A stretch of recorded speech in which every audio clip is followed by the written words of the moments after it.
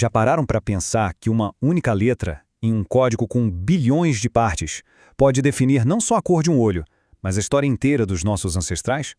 Pois é exatamente essa a nossa jornada de hoje. Vamos mergulhar fundo no código genético, começando bem pequeno, no nível molecular e subindo até enxergar o quadro completo das populações. Essa pergunta aqui, ela parece simples, mas a resposta é uma das histórias mais incríveis da biologia.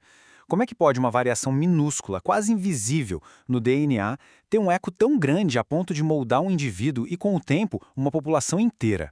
A chave para entender isso está nas ferramentas e nos mecanismos que a gente vai explorar a partir de agora. Então vamos começar do começo, pelo mais fundamental de tudo. O que exatamente faz o código genético de um ser diferente do outro? A resposta está em pequenas variações, quase como umas falhas de digitação no texto da vida, que na verdade são a grande fonte de toda a diversidade que a gente vê por aí.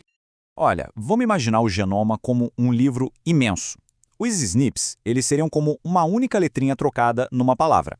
É a variação mais comum que existe e é fundamental para os cientistas conseguirem ligar um gene a uma característica específica.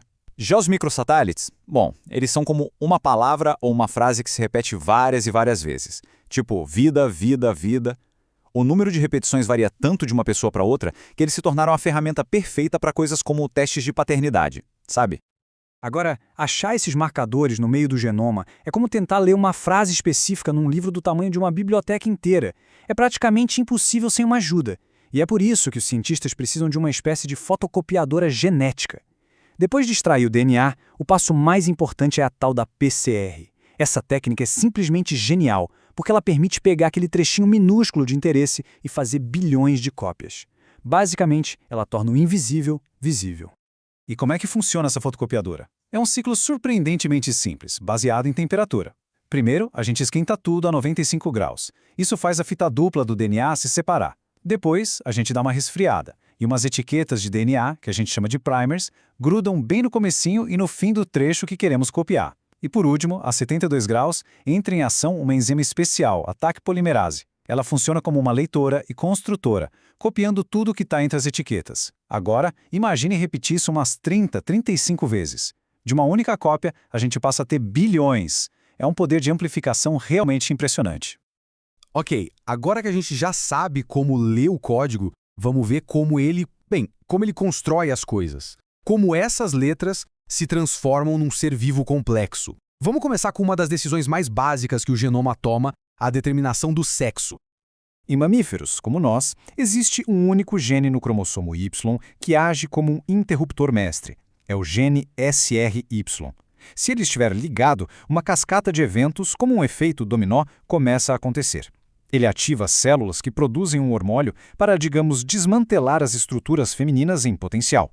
Ao mesmo tempo, ele ativa outras células para produzir testosterona, que vai construir as estruturas masculinas. É incrível pensar que um único gene dá o pontapé inicial em toda essa jornada de desenvolvimento. Olha, ter a dose certa de genes é absolutamente crucial. As fêmeas de mamíferos têm 2 cromossomos X, os machos só um. Para equilibrar esse jogo e evitar uma overdose de genes do X, a natureza tem um truque sensacional. Um dos cromossomos X na fêmea é simplesmente desligado. É o mecanismo X e C que faz isso. Mas e se faltar um X, como no caso dessa égua X0? Aí ela é estéril. Isso mostra uma coisa fundamental. O sistema foi feito para silenciar um cromossomo extra e não para magicamente criar um que está faltando. É um controle de volume, não um compositor de música. Isso tudo mostra como a diferenciação sexual é uma coreografia biológica muito precisa. Um passo fora do lugar e o resultado muda completamente. O frimartinismo em bovinos é um exemplo perfeito disso. Quando um feto fêmea divide a mesma placenta com o irmão macho, ela acaba recebendo uma dose de hormônios masculinos dele. Essa interferência hormonal já é suficiente para interromper o desenvolvimento reprodutivo dela, tornando-a estéril. É um lembrete poderoso de como o ambiente, mesmo dentro do útero, interage com a genética. E se alguém por aí acha que o sistema XY é a única regra do jogo, se prepare, porque a natureza adora uma variedade. Nas aves, a história vira de cabeça para baixo. Lá é a fêmea quem carrega os cromossomos diferentes, o Z e o W. O macho é ZZ. O que isso quer dizer? Que, ao contrário dos mamíferos, nas aves é a mãe quem determina o sexo dos filhotes. Um belo exemplo de que não existe um único manual de instruções para a vida, né? Agora uma revelação. O genoma que fica lá, guardadinho no núcleo da célula, não conta a história toda. Existe um tipo de genoma oculto dentro das nossas células. Ele fica nas mitocôndrias, que são as usinas de energia da célula. Elas têm um DNA pequenininho só delas.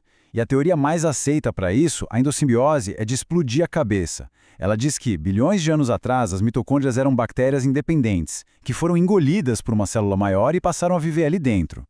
É por isso que esse DNA mitocondrial é uma herança quase que exclusiva da linhagem materna. E as diferenças entre esses dois genomas são gritantes. O DNA do núcleo é uma fita linear, longa, uma mistura do pai e da mãe e muda bem devagar.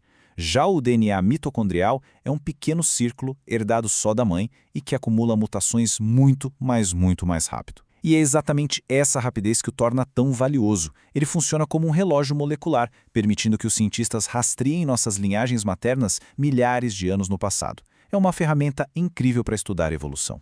Certo. A gente já explorou o projeto genético, a planta baixa. Mas como é que esse projeto sai do papel e se torna o edifício final? Ou seja, as características que a gente consegue ver, como a cor de uma flor ou a altura de alguém. Essa é a diferença fundamental entre o genótipo, que é o código, e o fenótipo, que é a manifestação desse código. Basicamente, as características se dividem em dois grandes grupos. As qualitativas são do tipo é ou não é, como a cor da pelagem de um animal. Geralmente são poucos genes que mandam no resultado e o ambiente influencia pouco. Já as quantitativas, como a produção de leite, aí a história é bem mais complexa. Pensa nelas como uma orquestra, com muitos genes tocando juntos e com um maestro, um ambiente, que tem um papel fundamental. Uma vaca com a melhor genética do mundo não vai produzir muito leite se não for bem alimentada, certo? A genética define o potencial, mas é o ambiente que ajuda a realizar esse potencial. Para lidar com essa complexidade toda, os geneticistas têm duas perguntas-chave. A primeira é: tá, mas o quanto a genética realmente importa para essa característica? A resposta para isso é a herdabilidade. Ela nos dá uma porcentagem. Por exemplo, 70% da variação no ganho de peso se deve aos genes. A segunda pergunta é: ok, e onde no genoma estão esses genes? É aí que entram os QTLs. Eles são como marcadores num mapa do tesouro genômico que apontam para as regiões mais importantes que controlam aquela característica.